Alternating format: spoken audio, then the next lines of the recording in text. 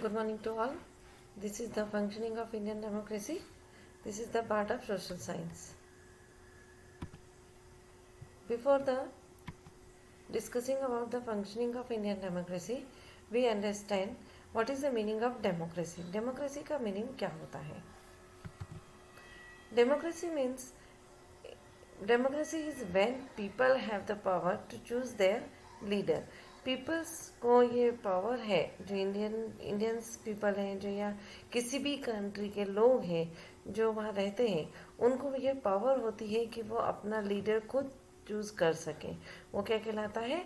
Democracy. Democracy का Hindi meaning क्या होता है? प्रजातंत्र. प्रजातंत्र मतलब कि प्रजा का राज. तो यहाँ पर जो प्रजा या जो पीपल्स हैं वो क्या करते हैं? अपना लीडर खुद चूज करते हैं.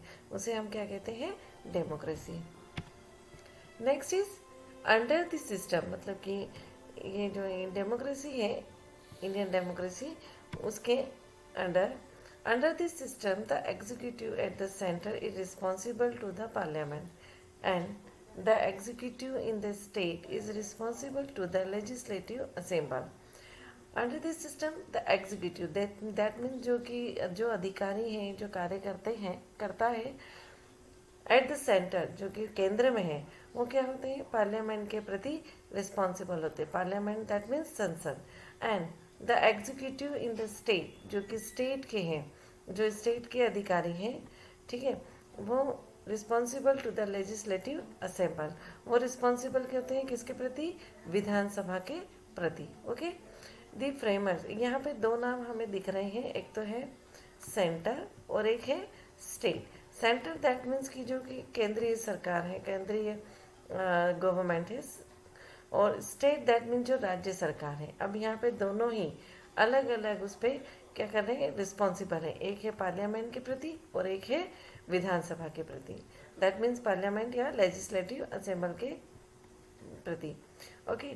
The framers of constitution have adopted a federal form of government. जो कॉन्स्टिट्यूशन को बनाने वाले हैं, फ्रेमर्स हैं, वो क्या करते हैं? Federal form of government. उन्होंने क्या करा है कि जो गवर्नमेंट है, जिनके फंक्शन, जिसके आधार पर गवर्नमेंट काम करती है, वो जो फॉर्म है, वो कौन सा फॉर्म अडॉप्ट किया गया है? Federal form of the government. अभी हम फेडरल को आगे हम समझेंगे कि यहाँ पे फेडरल क्या है. Okay. For India in which there is a mix of unitary and federal system. जहाँ पर फेडरल फॉर्म ऑफ गवर्नमेंट, जहाँ पर कि दो सरकार, यदि जहाँ which there is a mix, मतलब कि यूनिटरी एंड फेडरल सिस्टम दोनों ही जहाँ पर एक साथ होते हैं, मिक्सअप है, तो उसे हम क्या कहते हैं? Federal form of government. Okay. Next, अभी हमने पढ़ा कि federal form of government, federal system जो है, जो फ्रेमर्स हैं, उन्होंने अडॉप्ट किया है. कौन सा? Federal form of the government. तो यहाँ पे हम पढ़ेंगे आपकी फेडरल फॉर्म क्या होता है.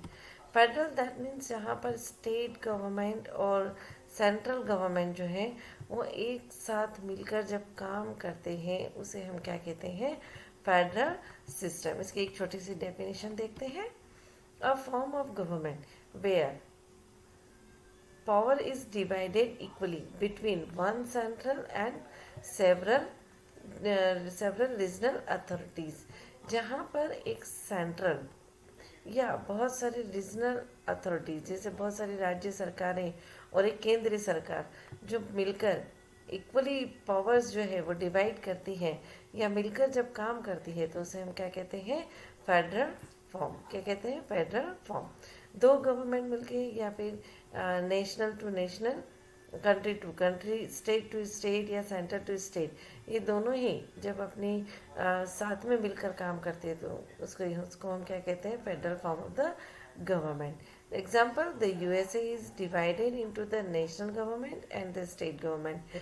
यूएसए, अमेरिका, वो भी डिवाइडेड है कितने पार्ट में? एक नेशनल गवर्नमेंट में और एक स्टेट गवर्नमेंट में. ओके. फिर है फेडरल फॉर्म ऑफ गवर्नमेंट में divide power between the central national government and the local regional government of a smaller area.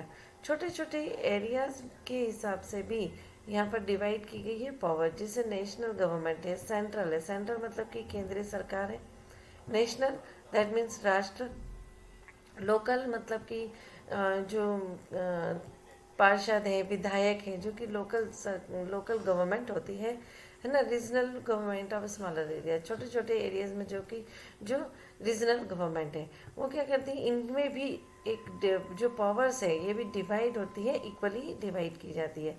और lot of power is given to local government. बहुत सारी powers जो हैं local government को दी जाती है ताकि वो लोकल अफेयर्स को हैंडल कर सके। जैसे अभी कोरोना जो पीरियड चल रहा है, इसमें केंद्र सरकार द्वारा ये बताया गया है कि पूरी तरीके से लॉकडाउन होना चाहिए, लेकिन उन्होंने ये भी बताया है कि राज्य सरकार जो भी है, जितने भी राज्य सरकारें हैं, वो क्या करेंगी, अपने अपने एरिया के जितने भी अफेयर्स है मतलब कि उसमें प्रॉब्लम्स भी इंक्लूड होती है। तो अगर उनको कोई प्रॉब्लम है या कोई सिचुएशन ऐसी आती है जो सेंट्रल गवर्नमेंट के हिसाब से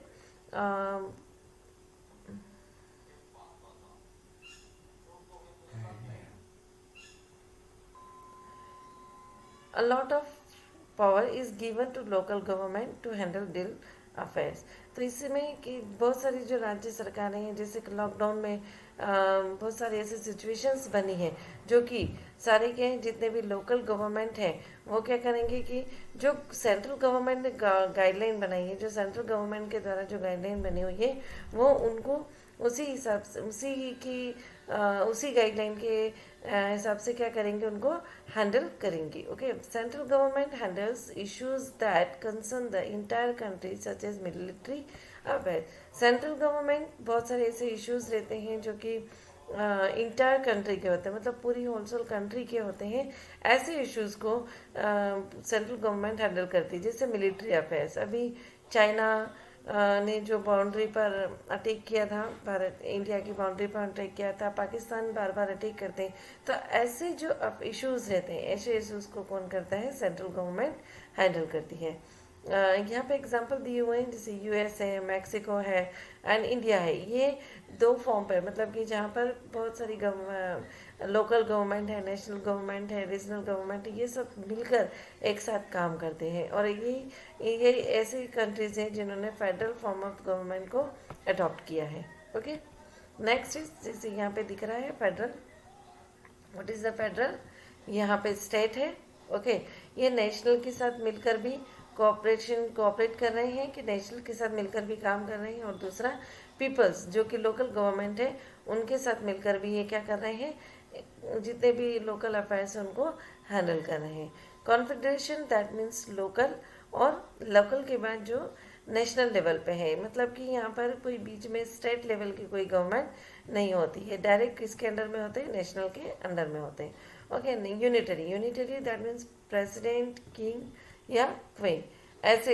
ऐसे देश जहाँ पर प्रेसिडेंट के अलावा राजा भी है और राजा है या फिर क्वीन है, इनके राज्य चलते हैं, इनके द्वारा बनाए गए रूल्स और नियमों को पालन करना होता है। तो उसे हम क्या कहते हैं, यूनिटरी सिस्टम। ओके, तो यहाँ पे 3 सिस्टम हमने बताया। पहला है फेडरल, दूसरा है यूनिटरी एंड थर्ड है कॉन्फेडरेशन।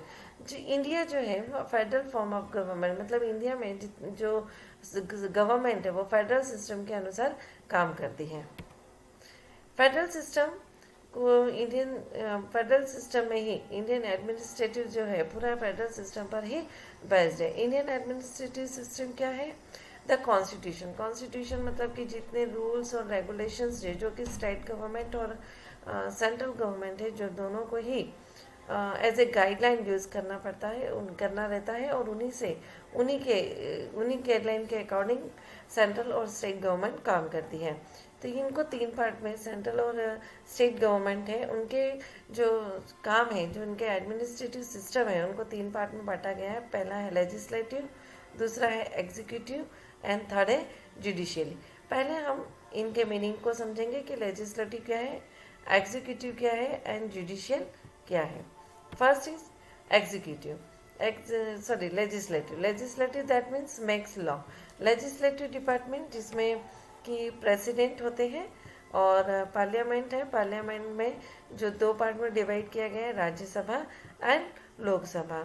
ये राज्यसभा या लोकसभा जो है जिसमें सारे मिनिस्टर्स जो हैं वो यहाँ पे मेंबर्स रहते हैं और ये क्या करते हैं, लॉ को बनाते हैं और फिर प्रेसिडेंट से अनुमति लेते हैं, प्रेसिडेंट राष्ट्रपति से अनुमति लेते हैं और फिर उन्हें कॉन्स्टिट्यूशन में या फिर फॉलो कर, मतलब लॉ को बनाकर फिर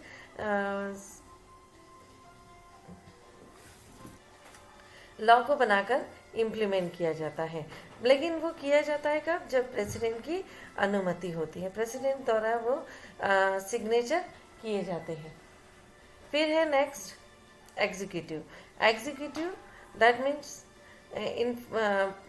इन्फोर्स लॉ, जो, या फिर हम पढ़े judiciary, judiciary that means interprets law, interpret law that means कि जो जुडिशियल है, जिसमें जो सुप्रीम कोर्ट है, हाई कोर्ट है या डिस्ट्रिक्ट कोर्ट है, ये क्या करते हैं, इन लॉज की जो ये पार्लियामेंट द्वारा बनाए जाते हैं, वो उन लॉज की क्या करते हैं, व्याख्या करते हैं, उन्हें डिस्क्राइब करते हैं कि उन लॉज को किस टाइप से कॉन्स्टिट्यूशन में उन्हें और अमेंडमेंट किया जा सकता है या किस तरीके से इम्प्लीमेंट किया जा सकता है।